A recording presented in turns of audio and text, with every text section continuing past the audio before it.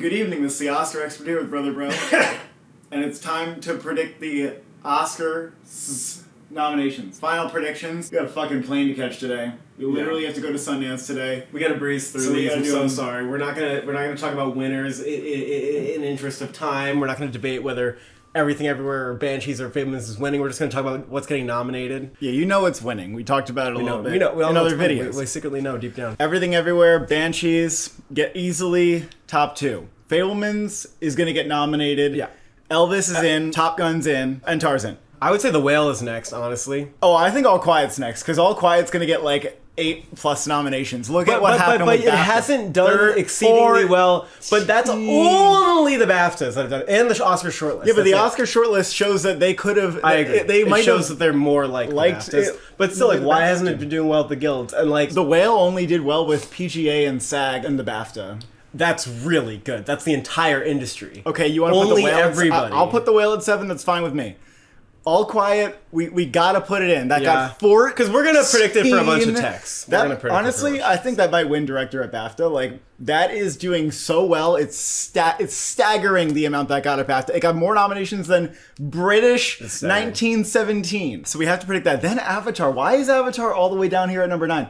Avatar's BAFTA long list performance was weak. And I think that it's not a good time to be weak when you're strong at Critics' Choice and Globe, and then you kind of start to taper off. Well, let's be real. Avatar is different because like the visibility in that film is astounding. The fact that it's like the highest grossing movie of the year. Yeah, I know. And it got PGA. And yeah, it's been underperforming like recently, but I think it's because it hasn't had like the same campaign. They just assume it's going to get all these nominations, which probably the combination wasn't a good assumption, but also like maybe people aren't loving it as much. I just have a feeling that the Academy is going to go for it. I totally agree. I feel like the buzz is really good for Avatar, and I'm not going to take it. There's a lot of passion for it. I mean, yeah, I think a lot of people passion. Even like a lot of passion. If you get nominated for the Golden Globe drama, like you're in for picture. Like usually that means you are in, especially if there are a guaranteed 10. Yeah. Well, not Rush and the Two Popes.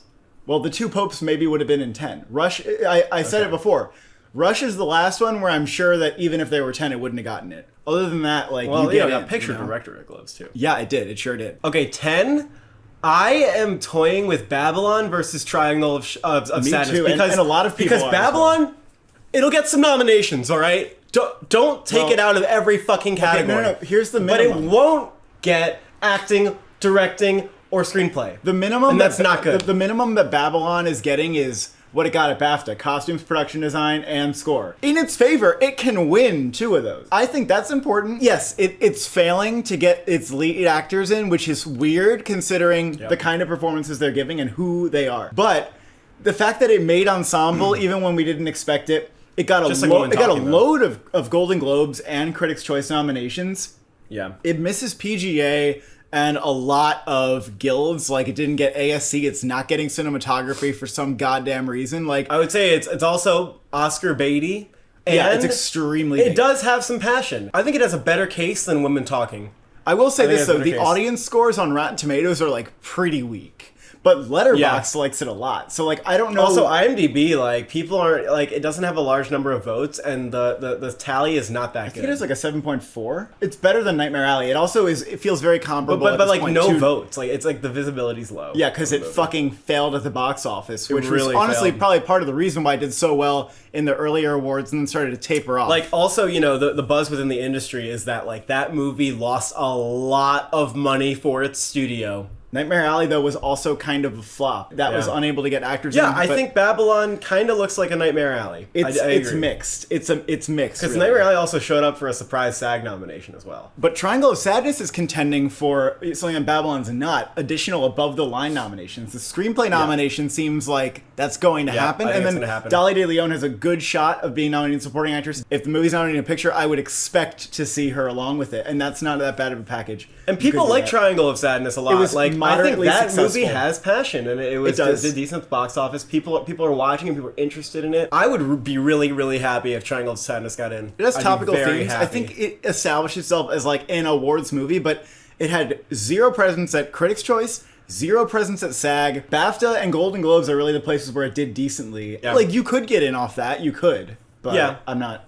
positive. I think at one point we were saying, it's got to have director to get into picture. At this point, I don't know about director. I mean, he hasn't been nominated anywhere. Yeah, he didn't even get BAFTA longlisted. It could happen. It would be interesting. Women talking. God damn the fucking BAFTAs. 0 Fuck, that's so BAFTAs, hard. including no screenplay. Like, what the fuck? What the hell? I don't know if that's going to win screenplay anymore, which is so sad. I'm so sad about it. I don't think so. That's ridiculous. The actors have struggled to get in everywhere. It did manage a SAG nomination, but that felt like when Five Bloods, Ma Rainey, One Night in Miami got in SAG and then missed elsewhere. But you can say the same thing about Babylon. Women Talking also had a shit Globes performance. The only place it did normally was Critics' Choice. Yeah, that's relatively normal, and they were the only ones to even go for an actor. That and Babylon have a little bit similar performances, but Babylon is holding on to, like, more... I think Women Talking is still holding on to score and screenplay, for sure. And supporting actors, they're absolutely kicked out. They're absolutely gone. I just don't think it's looking that good for Women Talking. It's not totally dead. There is a chance that it comes back. Even Ben Whishaw couldn't get nominated. Like, it's crazy. It's crazy. I can't predict it. Honestly, Cole, next down the list, I hate to say it, but I would put Living. No. I hate to say it. No. Actor, screenplay. It's so purely... It might not even get screenplay. But it could easily get screenplay. I don't really... I'm gonna say absolutely not to Glass Onion. Like, no, people... No, that got PGA. It got no SAG nominations. It got no BAFTA nominations, including no screenplay. I know, but that's why it's not in the top 10. I don't see it happening either. That's why I don't have it high. Like, Janelle Monáe is, like, not really happening anymore. Janelle Monáe's dead. Yeah, After so Sun, I needed to see that get screenplay or director at BAFTA. Yeah. I thought if it gets both, then maybe, but now it's like, no. I'm even worried about Mescal, okay? I'm honestly worried about Mescal. She said, I feel like that's not going to sneak into the two BAFTA nominations were like, hey, that's not that bad. And I thought they'd like it less. Correct, but it has not gotten Best Picture anywhere. I know. Except for AFI. Goodbye. Neither has Living, I guess so goodbye. You can chill about that. I know, but if you consider the BAFTA 10 to be significant, that's where Living could have gotten in. Yeah, a British film that probably barely squeaked in. Also, Living being Sony Pictures Classics. It's not Philomena, but who fucking knows if maybe it is. Anyway. Well, that movie made the BAFTA 5. RRR, I don't think so. I mean, BAFTA didn't even nominate that for international feature. What the hell? Yeah. What the hell, yeah. guys? I don't know what's going on. I'm tempted, like, if this was my, like, order, I might have Living at, like, 13 and RRR at 14 because I still feel like there's a weird way that RRR could sneak in, but it's not. Yeah. It's not something. There were probably some rowdy Academy screenings that happened. I just don't know if everybody's like in on this. Yeah, I'm sure they have one or two. The Woman King, Davis has been solidly in there, but the movie can't seem to get much. I mean, Bythewood was easily a jury save at BAFTA. That was nice, but Best Director, you got Daniels out front. You got Todd Field is a absolute lock. Yeah. And McDonough is a lock. I would say. Those are the three locks. And it cuts off before Spielberg, and here's why. Well, some will say that McDonough's not a lock because of what happened with Three Billboards, but I don't like think so. I said before, I don't think it's the same thing. This movie has more respect from critics, and it's more visually interesting. Why is Spielberg number 4? Even though, I guess there's a world where he could win. Because that movie got a BAFTA nomination. No, that's not exactly why I would say that. I don't know why he just feels snubbable for the Oscar. Even though, look, he's got DGA, he got a lot of awards for it. Like, he's probably going to get nominated. Yeah, but get nominated. I feel like there's a world where he gets a major snub, snub. I agree there's a world, but I'm not entertaining it to the extent where I'd predict it. And 5 is Edward Berger. Or Berger, I don't know what it is. I think it's Berger. Here's the correlation. If you get director and screenplay at the BAFTAs, you very well may get director at the Oscars if you're an international film. We're talking about another round. We're talking about Cold War. We're talking about Amour. We're talking about Parasite. And Drive My Car. Not only that, but this movie got 14 nominations, and it's a technical achievement. So I think he's in. Sure, he hasn't done much campaigning. No, there's been very little buzz around his name, but the BAFTAs nominated him anyway. He might even be in contention to win that award. I think we got to go this direction. I don't think it's locked in. I don't think it's locked in. It's the director-screenplay combo, buddy.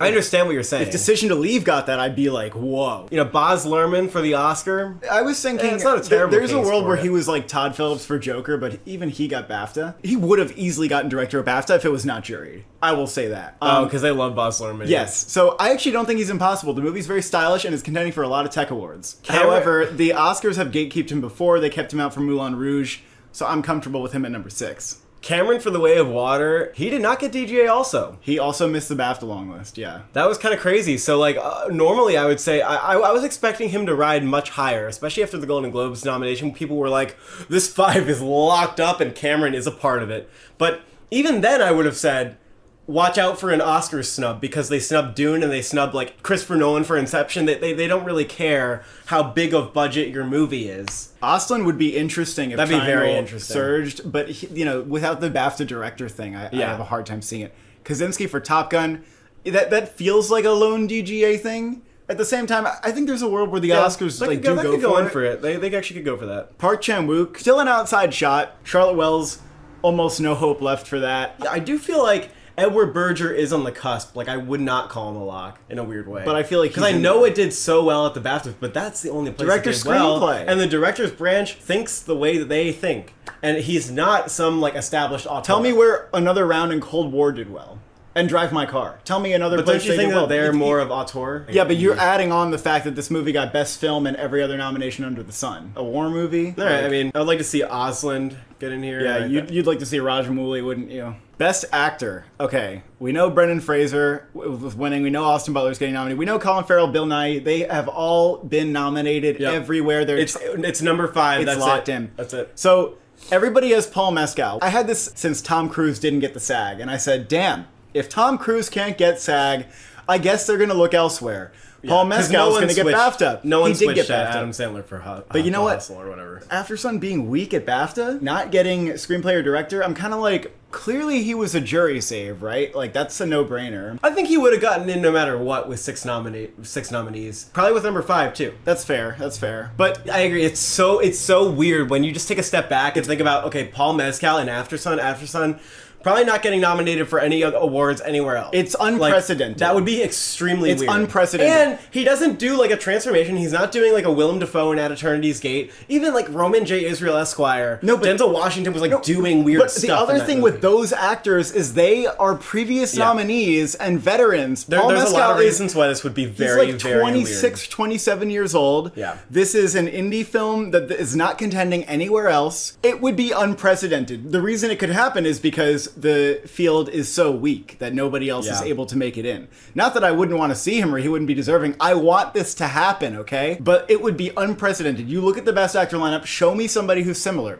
Show me someone who's similar. You cannot do it. Okay? Even Ethan Hawke in First Reformed, and that wasn't contending in screenplay, and it did really well with critics groups, could not get into the Oscar. It just doesn't add up for me. But like again, the options are terrible here. I was doing my research today, and I was looking at what are the performances that seem like they're getting nominated and then fall off at Oscars, and what is the pattern with like when they throw surprises in there? Like, who gets the surprises? Here's the main trend, I would say. When you are in a movie that is not stable, you are vulnerable. There are so many examples of performances that are not attached to movies that are contending in Best Picture, and they fall off. Also, coattail nominations are a big trend on Oscar morning. Yeah. Look at last year. Jessie Buckley's coattailing Olivia Colman. Judi Dench is coattailing her film. Jesse Plemons coattailing. Penelope Cruz is a type of nomination that can happen where you're just so well respected and you're like a veteran Oscar winner or whatever. Paul Mescal is none of these things, and he's not coattailing anything. Tom Cruise, although I cannot understand why he would get an Oscar nomination if he missed SAG and Golden Globe, he is coattailing one of the biggest contenders of the year, one of the biggest movies of the year, and he's the face of it. He's also a 3-time previous nominee, and I just think on paper it makes more sense than Paul Mescal. It doesn't make a lot of sense because it's like, okay, yeah, he has all that visibility, he has all that respect, but and yet he hasn't been able to like get De nominated. Niro in The Irishman, I would say. Sort of, kind but of but it's like that. for an action movie, like usually people don't get nominated anyway. I agree that like Tom Cruise had Oscar buzz. He also has more critics nominations than anybody else. Hugh Jackman or whoever else you want to say. You should probably go along with something that is also contending for Best Picture. It's just your best bet, perhaps. Hugh Jackman in The Sun is not impossible, but that movie that's another is one I'm just looking out for. invisible, and it like didn't even come out. It didn't even come out. I don't know how I could justify it. No. Even though I would actually really like to see Hugh Jackman nominated for The Sun. I thought he was great in it, and it's not his fault that the movie wasn't good. Tom Hanks, A Man Called Otto. I will say, this movie has been killing it at the box office, outgrossing most of the Oscar contenders. Yeah, but other people have been like saving the movie. I feel like he would have gotten into Globe or SAG if the movie gave a shit about getting any nominations or being an awards contender. But like maybe he comes up at the last second because of how this movie is performing right now. But it just feels so like they're just not bothering with awards for it. I want to believe that Jeremy Pope can get in for The Inspection. I would love to see that. That's Paul Mescal and After Sun I don't think it'll divided happen. by 3. Yeah, I don't know. I guess I can't say that would happen. I think that really deserves it. Could LaBelle coattail out the Fabelmans? I feel like that kind of thing doesn't happen that often. And even Trombley couldn't get in for Room. Like, young actors don't always happen. I don't really know what else. I mean, I don't think that Adam Sandler Hustle was anything more than a SAG nomination. Tom Cruise, like, I guess we're just going with Tom some more Cruise. sense to me. Yeah, I don't know. Based on our arguments, we have to go with that one. Yeah, based on the coattail. If you didn't go with Tom Cruise, who would it be? Who's the next? I would still do Mescal. Because You would. He has a lot of attention. Best Actress. Okay, this one's tricky too. So Cate Blanchett, Michelle Yeoh, we have as locks. Danielle Deadwyler, I'm not compromising on. I think she's going to be in. She got SAG, she got BAFTA, Critics' Choice. Who cares about the Golden Globe? They can go jump out of a bus, so they don't really get that hurt. But then it's Viola Davis and Ana de Armas, who took out Michelle Williams at SAG and also got in BAFTA and took out Michelle Williams at BAFTA. So these two have been doing extremely well. Viola Davis especially has literally every major precursor nomination, which makes her very difficult to not predict. However, there are examples, as I said before. If your movie's not in, you are not 100% safe. We remember Lady Gaga last year, Timothée Chalamet and Beautiful Boy, okay? I actually wrote a long list of performances that were nominated at 3 or more precursors and still missed. It includes fellows such as Chadwick Boseman to Five Bloods, Hugh Grant, Florence Foster Jenkins, Daniel Bruhl in Rush, Hong Chow Downsizing, Helen Mirren Trumbo, Oprah Winfrey The Butler. I mean, if you're in lead, Marion Cotillard for Rust and Bone, John Hawkes for The Sessions, Tilda Swinton for We Need to Talk About Kevin. What do most of these movies have in common? They are not in Best Picture. That's why I think either Ana de Armas or Viola Davis is vulnerable. Even though Michelle Williams didn't get BAFTA or SAG, that kind of hurts. But let me tell you why I think she's still getting in. This is also another weird trend. I charted down all the performances in the last 12 years that missed SAG but got the Golden Globe and Critics' Choice. Like, they were doing well, and then they dropped off. Kristen Stewart is a good example last year of somebody who this happened to. This also happened to Alana Haim, who did not make the Oscar cut. But weirdly, out of all the categories in which I've listed, Best Actress, you have the best shot of still making it in, even though you missed SAG. And Michelle Williams is coattailing The Fabelmans. Just feels like a performance that was supposed to get nominated from the get-go. Yeah, it's like a big Beatty Oscar performance. It's hard to say that doesn't get in, even though she's been snubbed a couple times. The BAFTAs hated The Fabelmans to an extent. I don't think the Oscars are going to hate The Fabelmans that much. The SAG snub was weird. It's concerning, I will admit. But there are just a lot of examples of people getting in anyway. Whereas in lead actor, all the examples of that, none of those people still got in. Peter Dinklage for Cyrano, for example, did not get in. There is precedent for Michelle Williams to still make it in, and she's also a big name, previous nominee, so I think that makes sense. Viola Davis, I'm going to say the fact that she has every single nomination and that she's Viola Davis can put her in. I'm going to keep her in. Ana de Armas, absolutely look out for her, but I guess I would keep her like just off.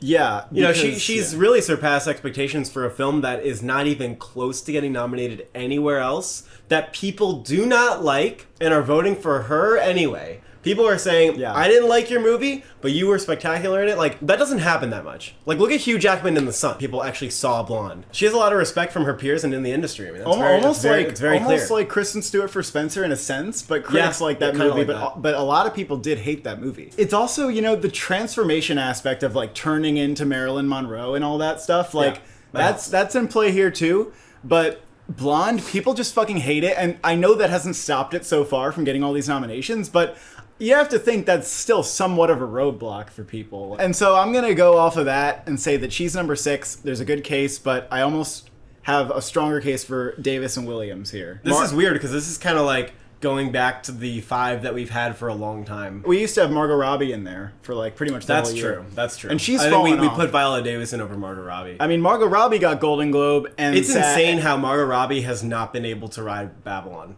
I mean, just like Michelle Williams, she got Golden Globe, Critics' Choice, then missed SAG, and from there but she didn't even make the BAFTA long list. Like, crazy. I don't know how that's happening because her performance is so Beatty.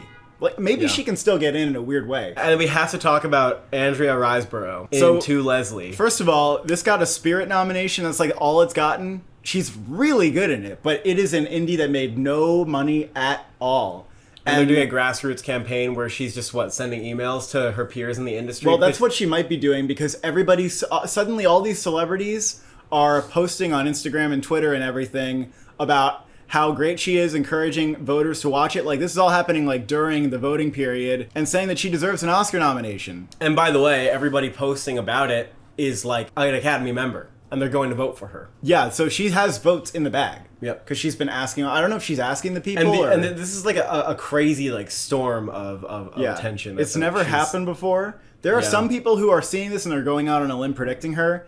I can't fit her into what I think like the top is, but the buzz for her performance in Hollywood could be crazy groundswell. Like, it could be real. It would change Oscar predicting forever. Well, it would change campaigning forever. Well, because every year somebody would be like, I can just do that, and then they would try to make it happen. You have to be well established. Andrea Riseborough has worked with a lot of I know, but it still could happen. Like, if she got it, I couldn't be mad because she gives a performance that is worthy. I hope she doesn't take out Deadweiler, but like, I'd still be happy if she got it. We gotta watch out for it. I don't think it's gonna happen, but Olivia Colman didn't even make BAFTA long list. Emma Thompson got the BAFTA nom, but that was very just, of course. Everything else is done. Yeah, everything else is done. Supporting actress, I might have to go with the SAG 5 here, but there's a couple interesting things that could happen. I think Angela Bassett, Carrie Condon, Hong Chow are all locks. Yeah. I think Hong Chow is a lock. Hong Chow, here's the thing.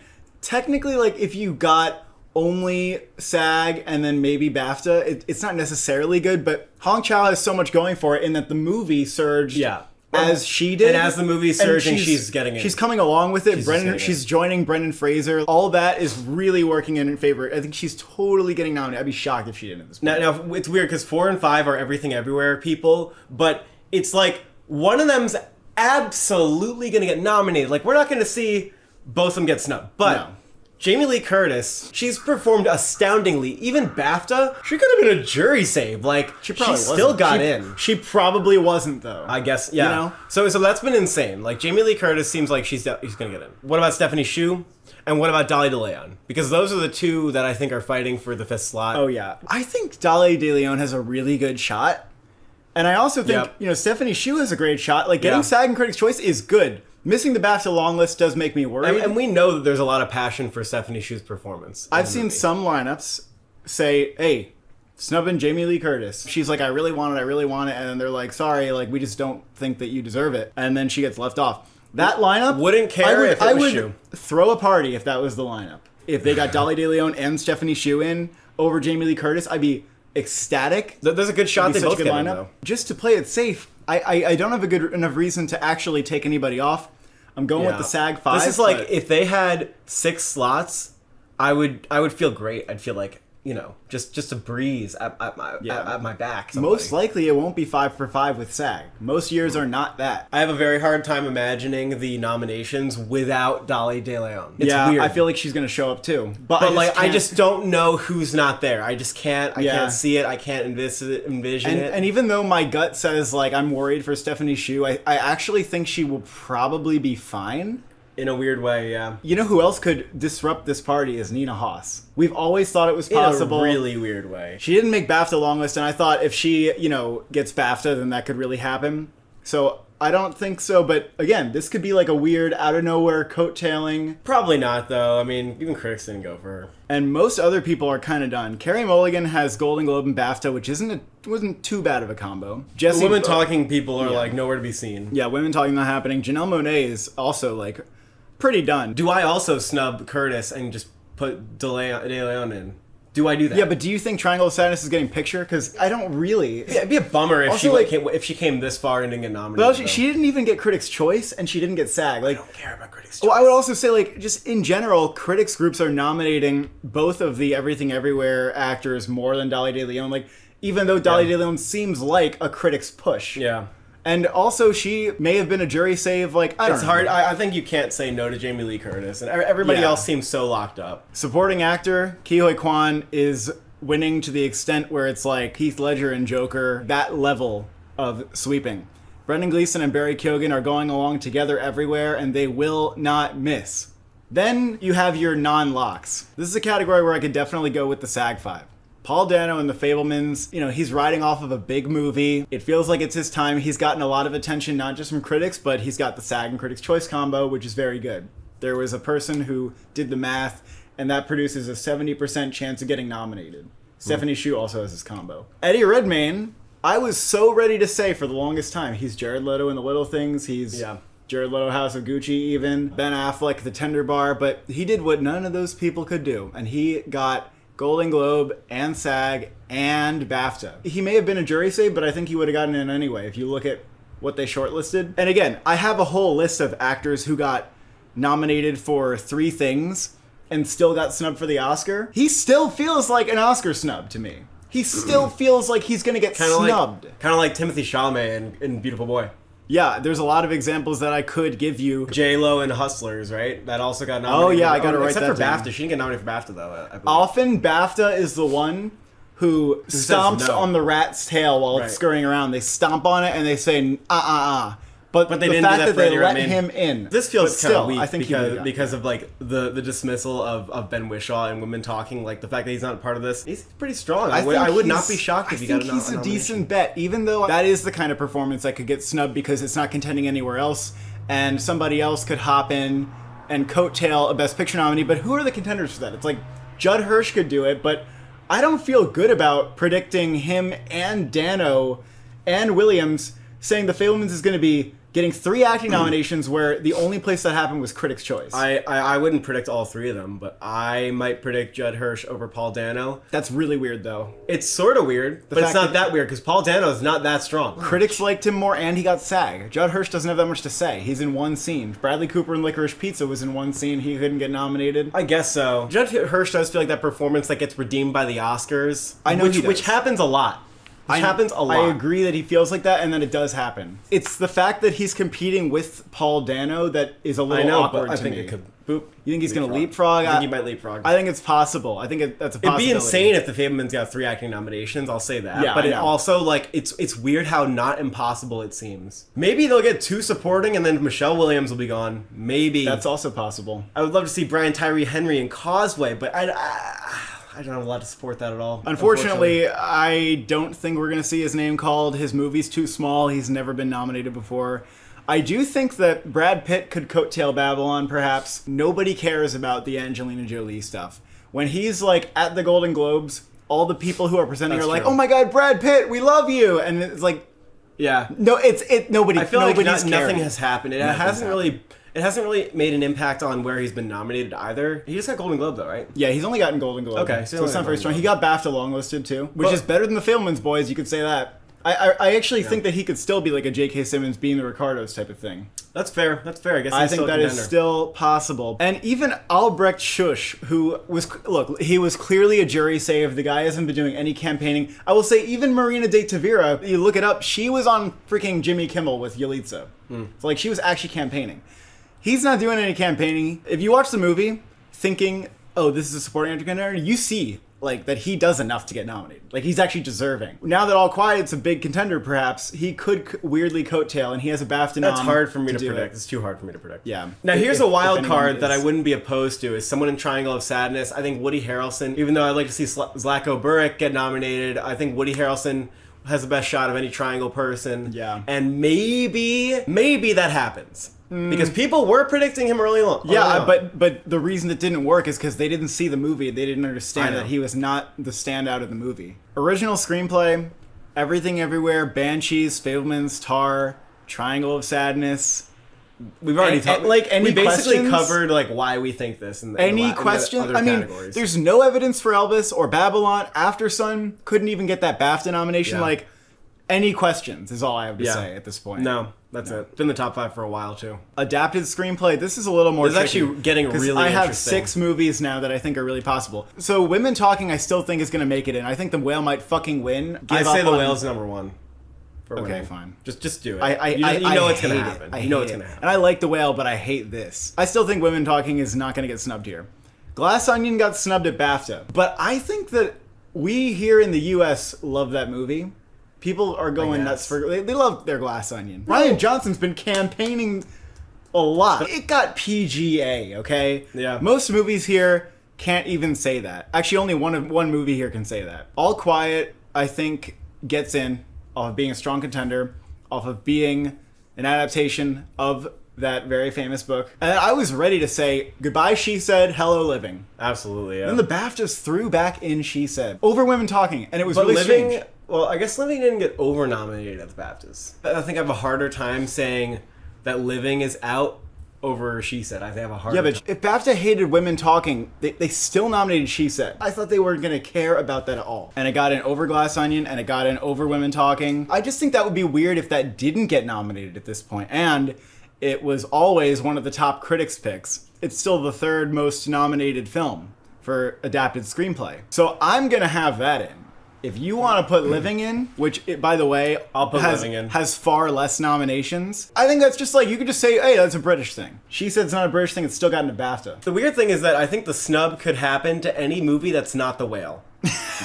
Isn't that fucking crazy? Yeah, I think Women Talking will be okay. I know, but like, But I agree, still think even the snub Glass could Onion is happen so anywhere, and that like She Said and Living could get in, and something else could get snubbed. Well, also Living like might win the BAFTA too. Yeah, I'm gonna keep Living in. All right. I mean, I could almost be swayed on what you're saying, and I don't really care to consider Top Gun or Pinocchio. I don't know why. I feel like I need to go with She Said.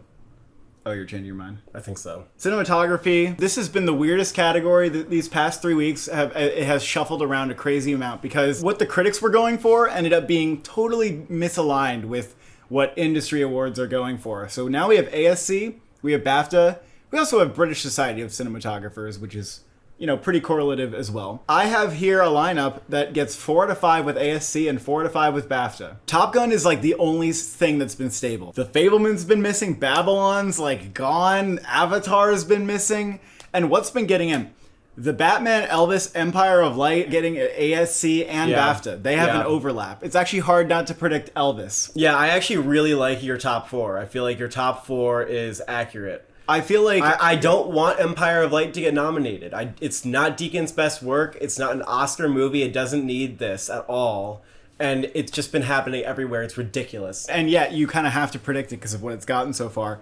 I think All Quiet, even though it didn't get ASC, the fact that I expect the Oscars to like it similarly to the BAFTAs, maybe not as much, like you have to put that in, I think. That's got to be one of the no-brainer categories if you're going to go for All Quiet. If I put Elvis in, that would be the BAFTA 5. When ASC did Bardo, I was like, I can't think of a world where they did that, but the Oscars aren't going to follow. And I know this is like basically Bardo's only cinematography nomination. It didn't get jack shit else. Yeah. Elvis actually did get all these nominations. BAFTA, British Society of Cinematographers, and ASC. But for some reason, I feel like, of course, BAFTA did it. They love Baz Luhrmann. Yeah. ASC sometimes goes for like a Ford v Ferrari or like Imitation Game or something weird like that, or Cherry. And I almost feel like, although Elvis does have very flashy cinematography, and it kind of makes sense in a way that it is that. The Batman, I was like, no way, they'll snub it. But Greg Fraser, he is, you know, hot off Dune, and I think that's helping. That movie also does have some of the best cinematography of the year, and it's pretty hard to deny.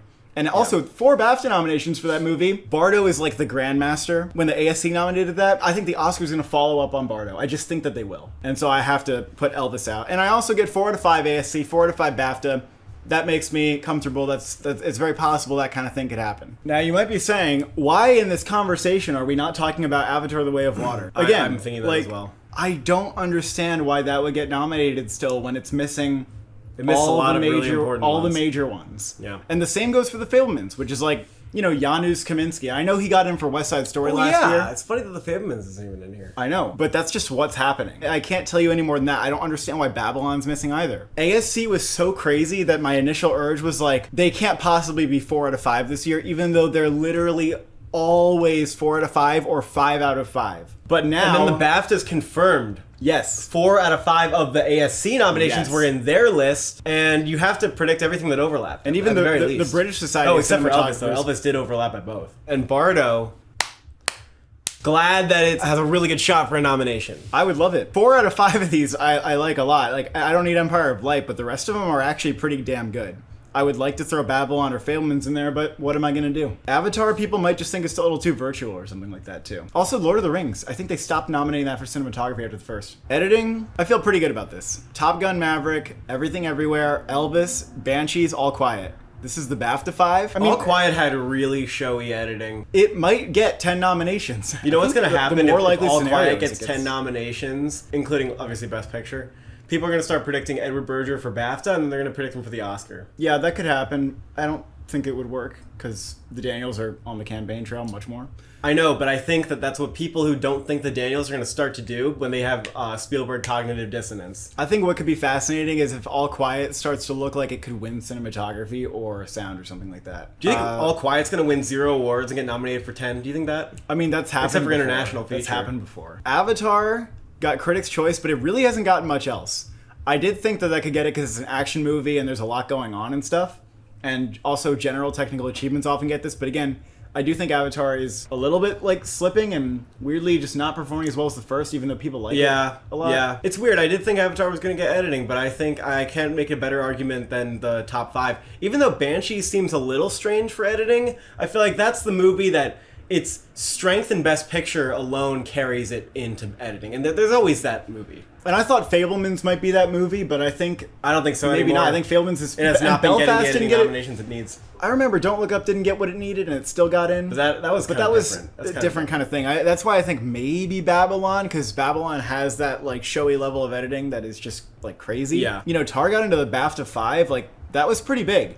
That movie could still maybe sneak into editing. I wouldn't be totally shocked to see it. Production design, Babylon, Avatar, Elvis. Avatar did miss BAFTA, but I don't really care that much about that. All Quiet. This is actually one of the only guilds it got, the Art Directors Guild. I think that says a lot that it got that. The last slot, I think, has got to be between The Fabelmans and Black Panther Wakanda Forever. Is it a sign of strength that the only shortlist in a tech category the Fabelmans got was production design at the BAFTA? Yeah, relatively, I would say. It shows that it has strength in that category where it doesn't in like costumes. I mean, it didn't make it in, but yeah, I think Fabelmans makes it in for production design. I think so. Wakanda Forever, I think most people are predicting this. I think it's number 1 on Gold Derby. Is it really? It's number 1 on Gold Derby. I don't agree. I think it's 5 or 6. Walking out of this movie, I was like, they're just not going to nominate it for a ton of stuff. They're going to nominate it for like 3 awards, and that's it. Angela Bassett is obviously part of that now. We take the L on that. We didn't see it coming.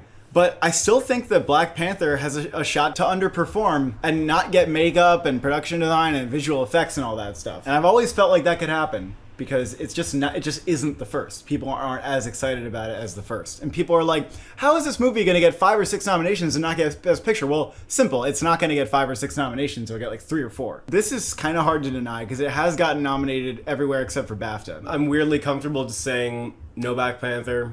Yeah. This is the top 5. Batman got it at BAFTA. Everything Everywhere has been getting some critics' attention, but I don't think it's actually going to... Even Pinocchio got BAFTA, though. That was a big nomination for Pinocchio that I did not expect. Costume design, Black Panther will get this. I think it will get this. Absolutely. And it's it might probably going to win. Well, Elvis could win, too. We'll see. Babylon also is getting it. The Woman King missed BAFTA, but I don't really care about that because they didn't even nominate Black Panther. It's between, I think, 3 movies, actually. Mrs. Harris Goes to Paris.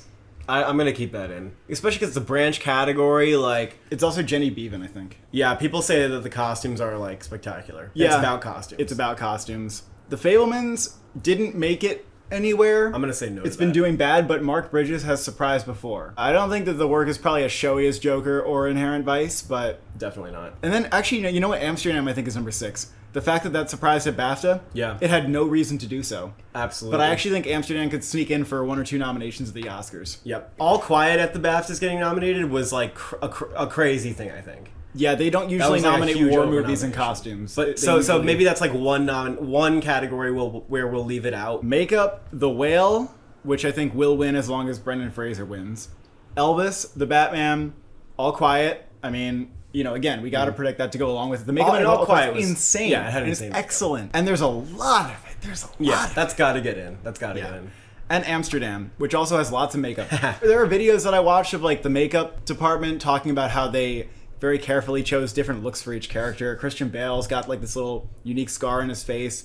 Other characters have scars. There are scenes where they're working in like a World War I medical center and there's like injury stuff and people have all kinds of things. Like it seems like there was a lot of work put into the makeup in Amsterdam, and as we know, a lot of times the individual Oscar branches don't really care if they love the movie or not. They'll just nominate you if they think that you're a pure achievement, which I agree with. I don't know why people get like upset when stuff gets nominated. Yeah. But what if they did a good job? Like, why are you upset that the Suicide Squad? I think it's because they find a movie that they like that they didn't get any nominations. They go, "You nominated the Suicide Squad for more Oscars than the movie I liked because it got one." Yeah. I think that's just dumb when people say that. It's like you don't care about, you don't like respect the integrity of awards if you do that. Even Amsterdam showing up on some BAFTA long lists and getting costumes makes me think it's kind of floating around there. The branches are a little bit paying attention to it. Wakanda Forever, a lot of people thought this was getting makeup, and I said the first one didn't get it. Why would the second one? And I'm going to stand by that, okay? I don't think that's going to happen. Blonde is not impossible. The little mole and like a wig is not that big of a deal to me. And usually the Oscars like more showy stuff, prosthetics especially. Blonde didn't register to me as a makeup movie. Yeah. It just didn't. Crimes of the Future has prosthetics and stuff, but it is weird and gross. I don't expect that, but it would be cool. Score, Babylon, Pinocchio, which has gotten nominated everywhere. Yeah. Women Talking, which somehow missed BAFTA, but still got other nominations that are big. Banshees, definitely in. And then The Fabelmans I'm very tempted to take out. And put in what? I don't know. But no, the answer is All Quiet. Is it? Absolutely, the answer is All Quiet. Is it?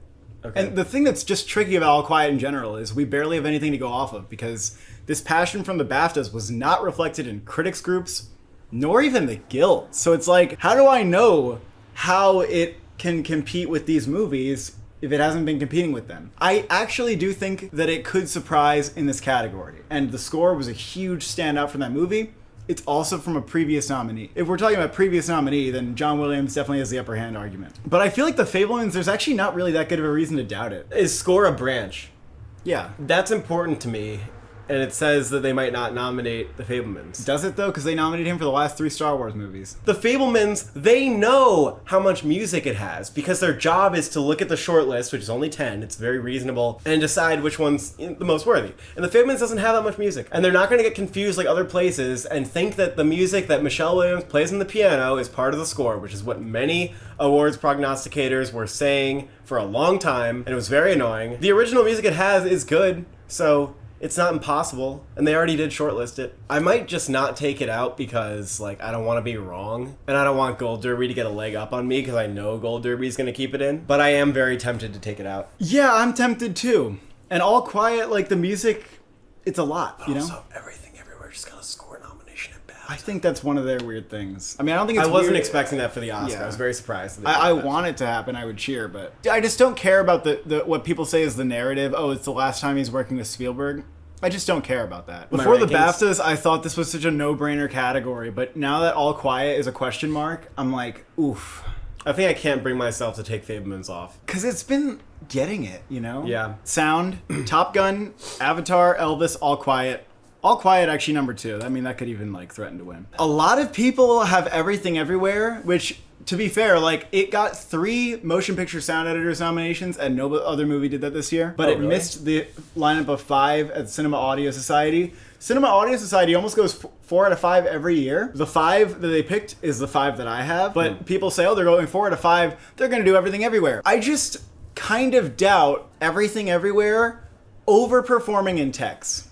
I just kind of doubt it. Yeah, I think the reason is because it didn't overperform on the shortlist. And visual effects has not been going that movie's way, and like, I don't know, just because. Well, wait, it did get the BAFTA for visual effects, didn't it? It did, yeah. That was crazy. And it got scored there. So like, I think Everything Everywhere could surprise in like 1 or 2 tech categories. You know, that's not editing, but I don't know. I also feel like it is going to lose editing to Top Gun Maverick, and if it got into sound, I would think that's a sign that it could win editing. The other thing is that The Batman is being done by a team of sound editors who is like Hollywood's top fucking crop. One of them has 22 nominations and 2 wins. Everything Everywhere sound team, they don't know who they are. I'm gonna go with The Batman. I feel like we're talking about a branch here who might find Everything Everywhere to be like, just like a little goofy, and The Batman's just like very serious, well done, like tinkered shit. Yeah, I don't know if they're gonna think it's unserious, because I think if people didn't take Everything Everywhere seriously, then it wouldn't be doing as well. Yeah, that's fair. And Batman did miss BAFTA. They might just straight up like appreciate what's going on in the Batman, because there's so much work that goes into that movie. Yeah. I would love to see Babylon get a sound nomination, but I don't think it's gonna happen anymore. Song Not To, I think is up front. Lift Me Up and Hold My Hand, there's no reason to doubt. This 5's really easy, actually. This is like the easy consensus 5. Ciao Papa has gotten in pretty much everywhere. and applause from Tell Like a Woman. That is Diane Warren. When she shows up on the short list, she makes it in. She got in last year for like 4 Good Days, a movie that I thought was just totally dead. I'm sure nobody saw it, even though they nominated it for and no one's seen this movie too, and it doesn't matter. Correct. And they're campaigning it. Carolina from Where the Crawdads Sing is possible. That got a few nominations. Taylor Swift. And then New Body Roomba, maybe. But I think we might be in for this 5. Visual effects. This is a little tough, actually. This became tough recently. Avatar is winning. Top Gun's getting nominated. The Batman's locked in. All of those 3 are happening. VES came along and said, no Marvel movies this year.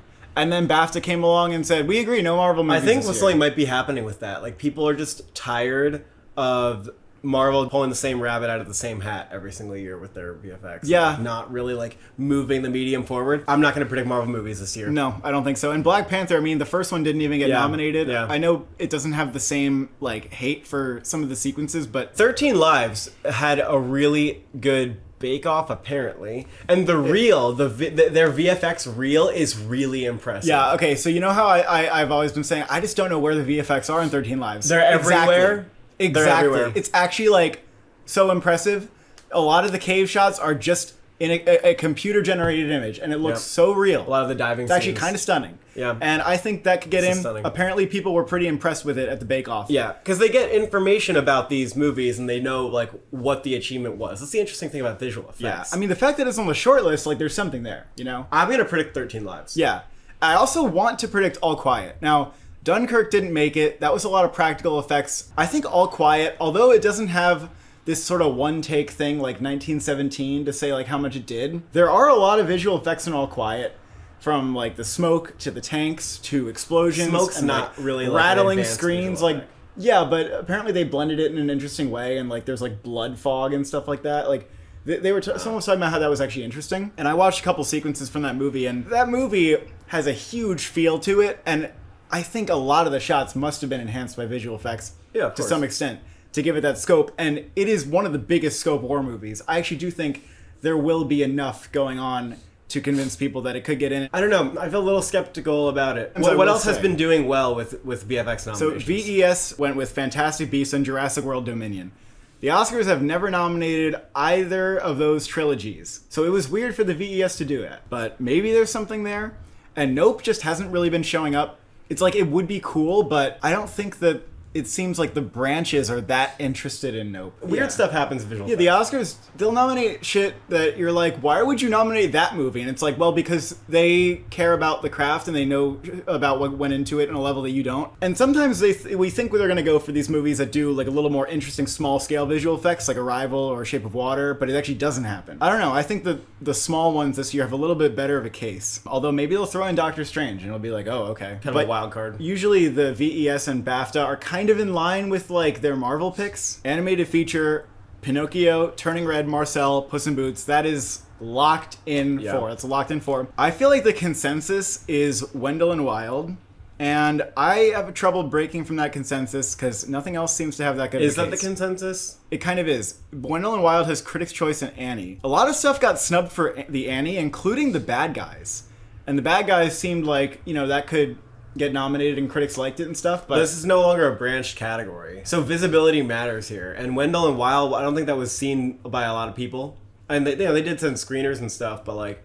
I think it's visible enough. I mean, Marcel, no one saw Marcel. Do you think The Bad Guys is maybe more so? Bad Guys didn't get any nominations. Like, that movie didn't get Globe, Critics' Choice, PGA, Annie, like... Yeah, it there's really not got a lot of good options which for is number weird. 5. Inuo got Golden Globe and the Indie Annie. The Sea Beast surprisingly got an Annie nomination. Watch Lightyear just like show up. Yeah, Lightyear didn't get shit. My Father's Dragon didn't get shit, and the reason that it didn't get shit is because nobody cares and people don't like it as much as Cartoon Saloon's previous movies. So people can say all they want. Cartoon Saloon never misses. Cartoon Saloon usually has many signs that their film is safe and secure before the Oscars happen. So I don't understand that. I guess Wendell and Wild's the best choice, and I'll just. I think it's the safest choice. International feature. You know, a lot of people scrambled and changed their predictions after BAFTA, but we didn't have to, and I'm proud to say it. All Quiet, Decision to Leave, Argentina 1985, those are pretty locked in. Close, possibly vulnerable, but I don't have a good enough reason to say it's not going to make it. And The Quiet Girl. I think since September we had it in. And I was saying, this movie has great reviews from audiences and critics. If it gets a day in the spotlight, people will see it and they will nominate it. And it's a huge tearjerker, and it seems that that moment has come. considering the freaking adapted screenplay nomination that this Do got you think you could maybe get that at the Oscars, by the way? Not really. You gotta put it above Close, buddy. If you say so, I don't know. Absolutely. It's a complete lock. It's a lot to say. I mean, it didn't get that many other nominations. The movie also, in a sense, is like Oscar baity. Oh yeah, it's easily in. It's easily in. Yeah. And Argentina 1985 has been outperforming my expectations. It won the Golden Globe. There's nothing else to say. It's been doing very well. Bardo, I mean, I think maybe Gold Derby will think that's getting in. No, this will be their top 5. And I don't care that that's getting cinematography. I think that there is a world where that happens without it making international feature. I don't buy EO. I don't buy St. Omer. There is a reason that these movies, despite getting a lot of critics' attention, are not translating to major awards groups nominating them. It is because they are strange. They are art house movies, all right? St. Omer, very slow. EO, kind of experimental. They're not Oscar bait. This top 5 is much more Oscar bait. Yeah, it's a good top 5. I would love to see Joyland here, but it's about to have a good moment at Sundance, I think. Yeah, I'm about to see it at Sundance. I'm excited. Documentary feature, All the Beauty and the Bloodshed, Fire of Love, All That Breathes, Navalny. These have been doing really well, and I have a bunch of precursors that I think are important for documentary. I'm going to tell you what they are. The Critics' Choice, DGA, PGA, Indie Spirit, Cinema Eye, International Documentary Association, Gotham kind of, and BAFTA. Navalny, All That Breathes, Fire of Love, All the Beauty and the Bloodshed, they have enough nominations across these boards to easily justify saying that they will get in. Unfortunately, Descendant only has Critics' Choice and PGA. And when you don't have like either a Cinema Eye or like an IDA, it's like, I think it's shaky. I love Descendant, but I kind of do agree with you that like it could be shaky. And The Territory is a very beloved documentary. It is National Geographic and they already have Fire of Love. I don't know if that's going to matter, but that has PGA Cinema Eye audience, which I think is important. It won an award at Sundance, the same award actually that Writing with Fire won last year, and that got nominated, and it has a Gotham nomination. I feel like The Territory looks like it could be the one to disrupt. A House Made of Splendors also could disrupt, that has Indie Spirit and IDA. Moon Age Daydream has Critics' Choice and BAFTA. I love that movie, but I think it will sit out. It's a little bit weird. Maybe this is a category where they snub Fire of Love or All the Beauty and the Bloodshed. Like, they just snub one of their front runners. They could snub some you crazy never know. stuff, yeah. Retrograde has PGA and DGA, so that could get in too. Everything else doesn't really seem to have much to justify it. Brother Bro is left because he doesn't understand anything about the short films, and he needs to get his laundry before we catch this plane. So I'm going to talk to you about the short films. I've done a little bit of research on them, and I'll tell you what people think's getting nominated, where I'm at. The last few years, I usually take a couple risks here and there, shuffle things around slightly from like the Gold Derby Consensus 5, and I honestly usually break even, and there's a couple of years where I get like +1. But this year I actually do look at these, and it makes me want to stick kind of close to what Gold Derby's doing. So for live action short, I have An Irish Goodbye, Le Pupille, Warsha, The Lone Wolf, and The Red Suitcase. I look at like the Letterboxd ratings on these, and people seem to like them all. These are also movies that are generally considered heavy contenders for the award, and I think 4 of these are on Gold Derby. I have a good feeling about all of them. I think The Lone Wolf might not be in the top 5, but it seems like people like it a lot, so I'm gonna take the chance on that. Nakam, I think, is in Gold Derby's top 5, but the Letterboxd rating looked a little lacking, so maybe people are just not enthusiastic about it. It's not like that correlates all the time, but that's enough for me to say maybe that's the one I take out for The Lone Wolf. Documentary short, I think 38 at the Garden feels very like Oscar bait documentary short, sports thing that will get in. The Elephant Whisperers, I think seems likely and most people are feeling it. The Flag Makers is very topical and is like this very American story of the diverse working class people who like make the physical American flags. Nuisance Bear and Haul Out are both movies with environmental messages. Nuisance Bear is one that most people seem to think has a pretty good shot. It follows a polar bear. I watched part of it and I was like, I don't know if I'm as sold as other people are, but Haul Out, this one's a little bit more patient, but the cinematography and everything from what I've seen and the sound design is stunning. People have seen it, really like it. So I think it's low on Gold Derby right now. I might take a risk and say this one is a contender. Maybe they'll nominate 1, not 2 of these environmental movies about animals suffering due to climate change. How do you measure a year? I'm a little on the fence with this. I don't really have a great reason for being on the fence, but I think it's just like somebody filming their daughter throughout every year. It's not the most technical movie, but it's probably kind of heartwarming. Holding Moses, it's about a mother learning to love her disabled son. Some people on Letterboxd are kind of like angry with it because they're like, I don't want to pat you on the back for like learning to love your son, but that's probably just like internet people being very dismissive. It does sound kind of Oscar baity and tearjerkery. Stranger at the Gate is one that a lot of people are dismissing, but I think there's a shot in here because it's about a white supremacist who almost committed a shooting, and then these people who like would have been the community that he was attacking like invited him in and like showed him kindness, and he like changed his mind and he's very remorseful or something. I feel like there's a narrative there that maybe Oscar voters could get behind. Animated short New Moon has Coleman Domingo attached. I feel like that's in winning contention. The Boy, the Mole, the Fox, and the Horse. This is a tearjerker, and I think there's some famous people attached in the voice cast. Ice Merchants. I think this is not in the top 5 on Gold Derby, and I actually feel pretty confident about it because it's available on YouTube. I've watched clips of it. Like, the animation is pretty breathtaking and beautiful, and I just think it's gonna happen. I think this is gonna get in, and this has a really great Letterboxd rating, so it just seems like it's really good.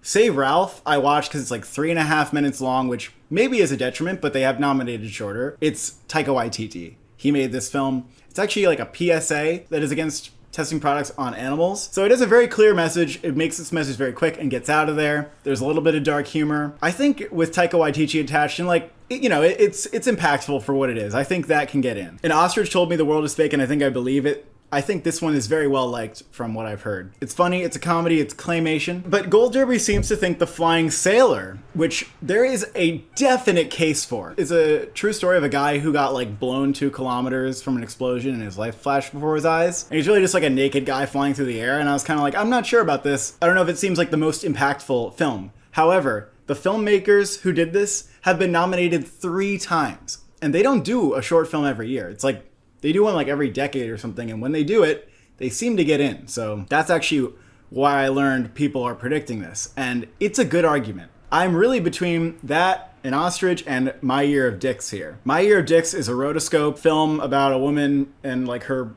promiscuous year of dicks. It seems funny and charming. It's nice in here, also has a good case to make. I'm not really sure which one I'm gonna go for. Maybe The Flying Sailor, because I feel like I'm already getting a 1-up on Gold Derby by having Ice Merchants in, so I might stick with that one. And those are our final Oscar predictions, unless I get scared and change something on Gold Derby. And stay tuned for the Oscar reactions that are on the morning of the 24th. We'll be at Sundance. Thank you for watching. Thank you for subscribing. Do you think they're gonna nominate the fuck out of All Quiet?